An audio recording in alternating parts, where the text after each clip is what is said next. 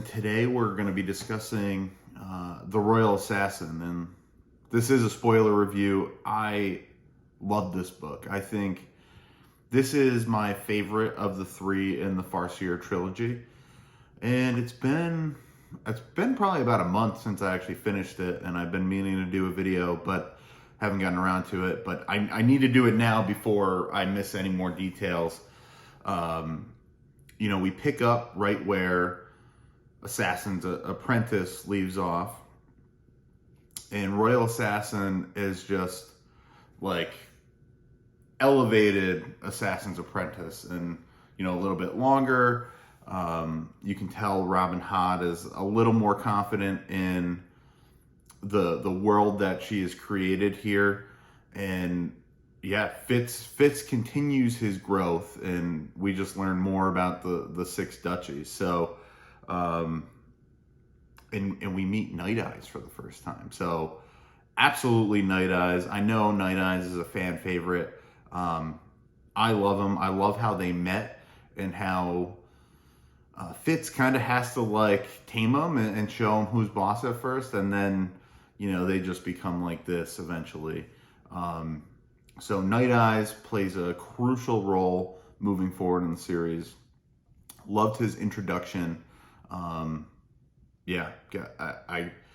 at the end, we all know that, how crucial Night Eyes is to Fitz's survival. And I'll get to that in the end. So I just want to cover a few other things first. And we learn more about the Fool in this, and Fitz's relationship with the Fool.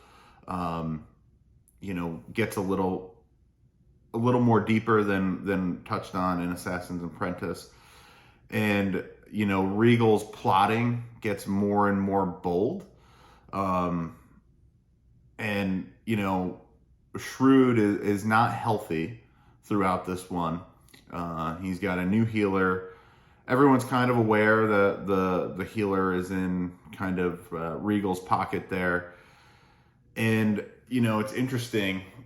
Again, I compare it to, I compared Assassin's Apprentice to Harry Potter, and I feel those vibes still. I feel like Shrewd is kind of like one of Fitz's protectors in the universe from Regal, and almost in the way of Dumbledore, and you can tell his powers in this one are really waning.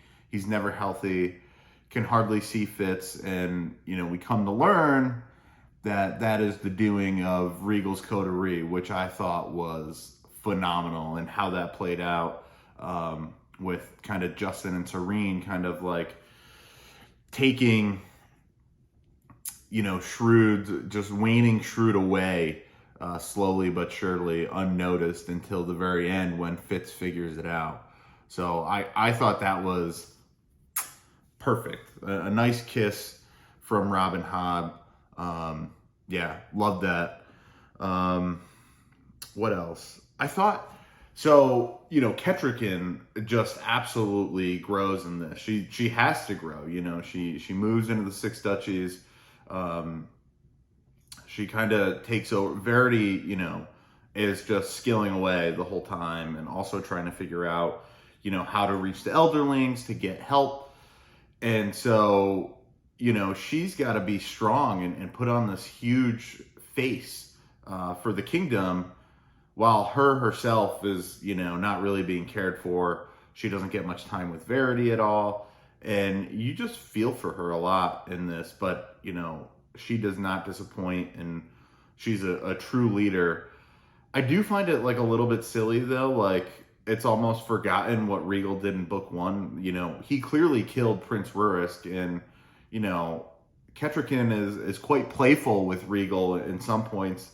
At one point they were out on, a horse ride, and, Regal goes to chase after a rabbit, and, they're having kind of I don't want to say flirtatious, but they're having these, friendly competitiveness, and clearly, Regal's a jackass, and, he's got ulterior motives, and I just don't understand why Ketrican, fails to acknowledge that, especially what happened in book one. It just seems like all was forgotten that, Regal was behind that plot, and you can't tell me that Kettricken doesn't realize that. And I know, the mountain folk have their way, but still, like, she's close with Fitz, right? So, like, same there. Did she just not think Fitz was involved in that plot? Which we know he wasn't.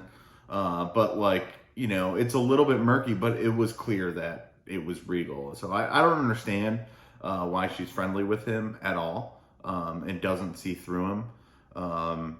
But yeah, I thought it was phenomenal when Kettricken led, I forget what duchy it was, but they went out, and there was the castle under siege, and they took it back from the Red Ship Raiders. I thought that was awesome that Kettricken led and was willing to go in battle and, won over like all of the faith of the six duchies. And, that is where the damning evidence against Fitz was found as well. That little girl saw him with Night Eyes and claims to have seen him transform from wolf into man. We know that's not true, but, was seen with Night Eyes up close. So, yeah, I just loved Kettricken's threads in this. I thought her growth as a character was huge, and yeah, it kind of paves the way initially for Verity leaving, and she's going to take control, but obviously Regal has other plans there. So I thought, moving on to kind of like Fitz and Molly, it's just like, I get it, right? Like, Molly, they grew up together and everything, and it's the love of his life. It's kind of like teenagey vibes, like, it just, you can see it's never gonna work. And by him trying to continue it, he affects her life in a way, unhealthily. She'll never be able to get ahead. He'll never be able to get ahead. And it's just, I don't think it adds much to the story. Although, again, it is important moving to Assassin's Quest. But yeah, I could care less about, Molly and Fitz's tale in Royal Assassin much. And for the ending of this book, I absolutely loved it. I loved how, in the end, Fitz no longer cared about hiding his wit to the people that he cares about. And, he comes forward and says, hey, Night Eyes is my wolf. He is going to lead you out of the castle and get you to safety. And I just, Fitz, we know he's careless in many ways. He's proved that throughout the course of the series, and he'll continue to prove that. But I just love the fact that he's like, I don't care anymore. I don't care. I want to get the people I love to safety. I'm telling you, this is my wolf. And we also learn in this that maybe Kettricken has a little bit of the wit. And she doesn't know it. Fitz thinks maybe she does. But I thought that was a cool mix. And then, at the end, the plan kind of comes unraveling, but, the fool and Kettricken get away. Shrewd dies. Fitz, by contact with Shrewd, figures out that Justin and Serene kind of took his life force from him. And I just thought Fitz taking them out was just like the ultimate satisfaction. They have no idea he's coming. Just says, goodbye, Serene. And then doesn't even care and takes care of Justin in front of many different people.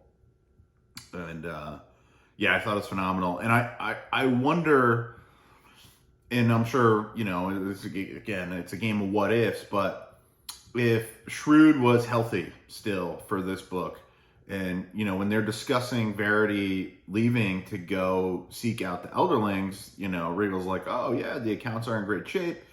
We can afford everything, go ahead, brother. Obviously we know Regal wants him gone because that's, he assumes he's going to fail on his quest, and he can play it off that Verity is dead and just assume the throne. However, I like if Shrewd is healthy and then after Verity leaves and all of a sudden there's no money in the accounts anymore, it's like, how many times can Shrewd just let Regal get away with nonsense? It's like, he should have been done with at the end of the first book, imprisoned or whatever, found guilty. Like if we look at in this book, Fitz gets detained and is kind of on this silly trial for being witted, and the only evidence that they have against him is this girl that sees him with a wolf outside the Duchess, which proves nothing, but that would be enough to prove him guilty and then have him killed. So, you could assume there's enough damning evidence against Regal for the first plot to do the same thing. So I think that's, one of the only things that I have trouble with. But again, Hobb does such a great job writing this. I love the characters. I love the world that I let it go. I suspend disbelief on that, and I just follow along. And, with finding out more about after Justin and Serene gone, Will comes into the spotlight, and they put Fitz through the ringer, and you just feel for this kid. Like, they just break him. And then on top of that, before all is revealed, when Burrich comes to visit Fitz in the cell and, spits at him, acting like a drunkard and, hating him, we know how Burrich has felt about the wit up until this point. And, until we know the real aims of what Burrich was doing there, my heart was just like broken for Fitz. Like, no one's going to help him. Hoping Chade can come through with something, only to find out Chade and Burrich were both helping him, and they were, giving him a drug to, make it so his pulse was so faint that everyone would think he was dead, when really he was just transferring to Night Eyes, which I thought was so cool. And, at the end they dig Fitz out of the grave, and you're like, wow, he lives another day. Again, I thought it was a very, we know it's a trilogy. We know there's going to be a third book, but I thought it was a perfect closing of the second act. At this point, I think Assassin's Apprentice and Royal Assassin had a true ending. As you get further in, or if you read Live Ships before doing this, or at this point, if you read Live Ships, Ship of Magic, to me, didn't have an ending. It was just like, all right, I'm just stopping at 800 pages by book 2.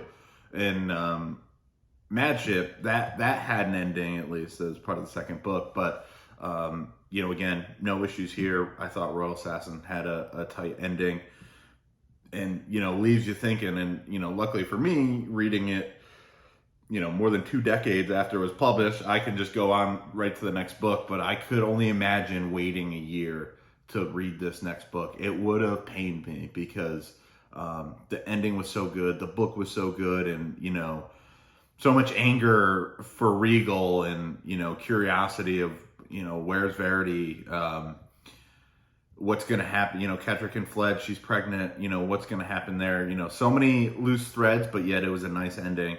So yeah, loved Royal Assassin and was super excited going to Assassin's Quest. I think that covers it. And yeah, love this book, and stay tuned. I'm going to go over Assassin's Quest in the near future as well, spoiler review. And then we'll do a video on the whole trilogy together. So yeah, thanks for watching. And this is Nick from Razzle Reads.